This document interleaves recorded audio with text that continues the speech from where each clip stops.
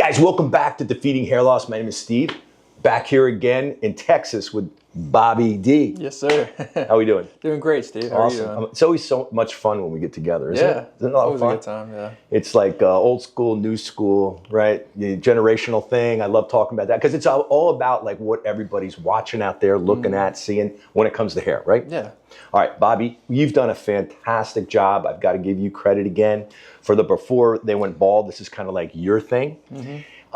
What do you got for us today? Yeah, Steve, I've been, Googling stuff now, just looking up who was bald and everything. And, who was an NBC co-host back in the day, Matt Lauer. Oh, yes. Very cool. Okay, so Matt Lauer. So now you're talking my day. Okay. Yeah. So Matt Lauer, started out, this is more of a New York thing. Now, when I say New York thing, New York, I don't know how many out there that are watching have visited New York or maybe live in New York or, maybe you live near New York and you're always in New York. But New York is definitely a very different place for all the reasons we know. I mean, it's really cool. I lived in New York for 3 years. I worked in New York for 4 to 5 years when I was commuting as well.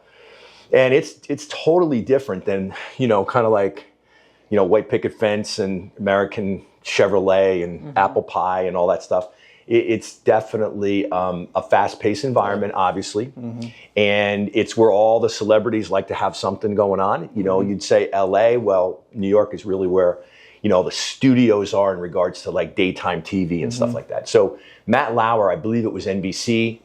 I don't think it was Good Morning America, but it was a Today Show or something like that. He was like the golden boy. Matt Lauer was the golden boy. Now, I don't really remember Matt Lauer having a lot of hair, but I'm sure if you Google that, you'll see that like all of us at some point when we started had a lot of hair, but he was a super handsome guy.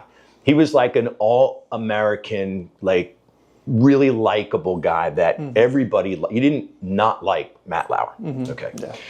So he started losing his hair, and I think this might be around the time I started losing my hair.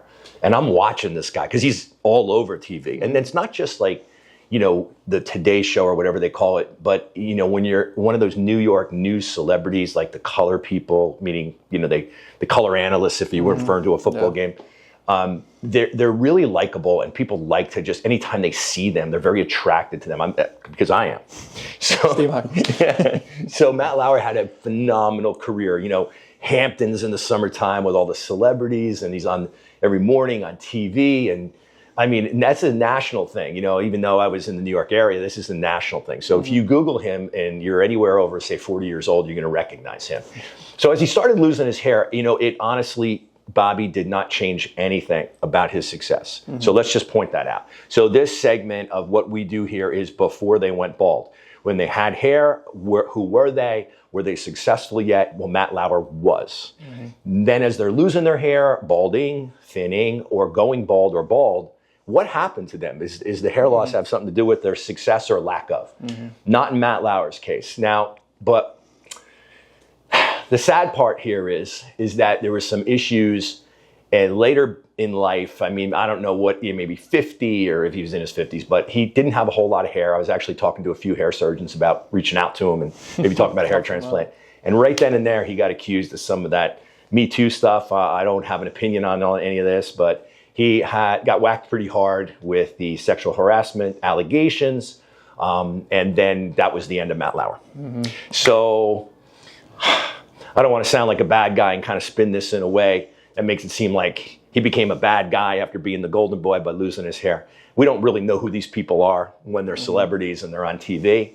He might still not be a bad guy, but it didn't go well for him once he started being a bald person. So he's kind of definitely out of the limelight. He's no longer on any, he's that guy that there's kind of on the blacklist in my opinion, in regards to, New York celebrities that once were. So I don't know how to really categorize it. He had really good hair. He's really handsome, by the way, really good looking guy.